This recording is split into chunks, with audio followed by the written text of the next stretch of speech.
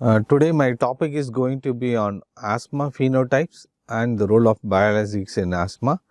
As you all know, that because of the advent of biologics, there has been a great change in the management of asthma.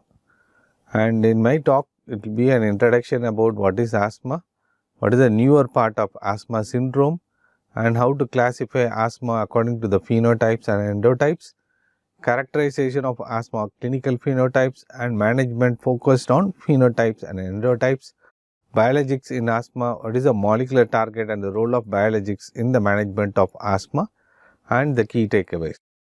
As you all know, asthma is a disease characterized by chronic airway inflammation and airway remodeling, which was formerly considered as a single disease. But now the concept of asthma syndrome, there is a various clinical characteristics of it were confined under a single umbrella called as a asthma term, considered as an umbrella of asthma.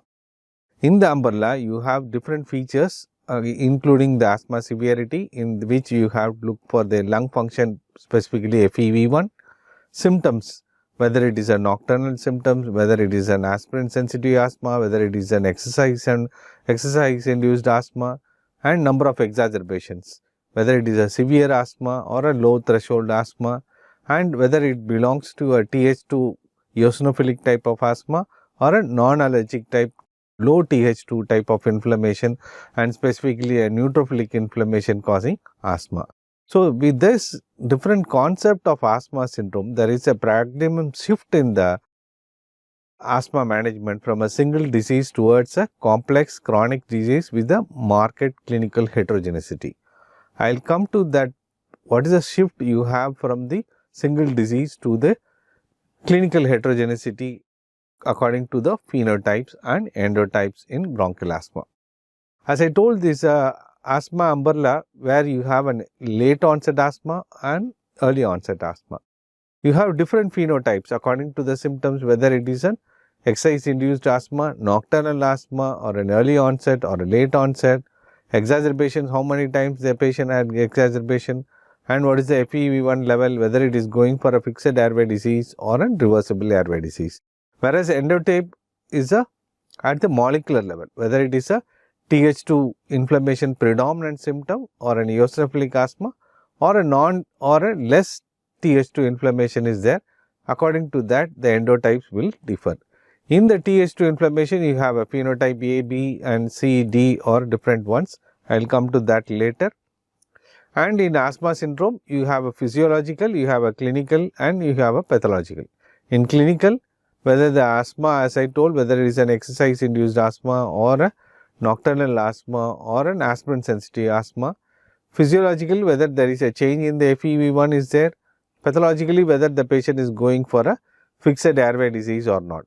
So, as phenotypes can be defined as by one or more endotypes. You can see here the phenotype 1 has both endotype 1 and endotype 2, whereas this phenotype 2 has endotype 2, endotype 3 and endotype 4, whereas phenotype 3 has endotype 4 and endotype 5.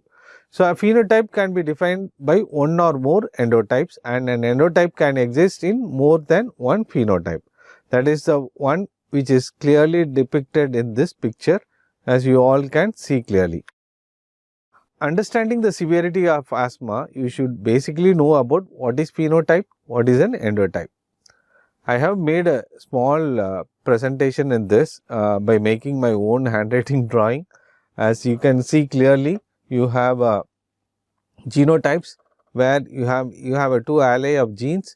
In that, I have put one example as a hair type, where in the hair type one has a H is a curly hair and small h is a straight hair.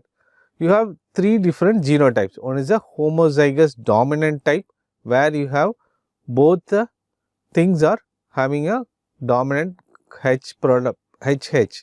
I can put here now, I can show here, this is H, this is H, this is H, this is small h. Here you have both small h. So, these are the 3 different genotypes. One is a homozygous dominant, where you have both the capital H, where it is a curly hair. where it's a heterogeneous dominant, one curly hair and one small h, which is a straight hair. But it's predominantly a dominant one is a H, so it's a curly hair. Whereas in the homozygous recessive, you have both the small h where it's a straight hair. So you can see the phenotype here. There are two different phenotypes. One is a straight hair and a curly hair. This is a observed character. For example, I am saying this is the observed character. This is called this curly hair and a straight hair as a observed character. This is a, for example, this is a phenotype. And these three are the genotypes where you have a homozygous dominant, heterozygous dominant and homozygous recessive. So this is a three genotypes. You have a two phenotypes. For example, I told with this diagram you can see both have a two people having a curly hair, one having a straight hair. This is observed characters is called as a phenotype. For example, what is an endotype? Endotype is different where you have a pathological mechanism at the cellular and molecular level. Pathological change that is happening at the level of molecular level and the cellular level, then it is called as an endotype. Each I will come to that for the example of this. This is a simple sketchy diagram you should know to find out whether basic thing in what is a phenotype and what is an endotype.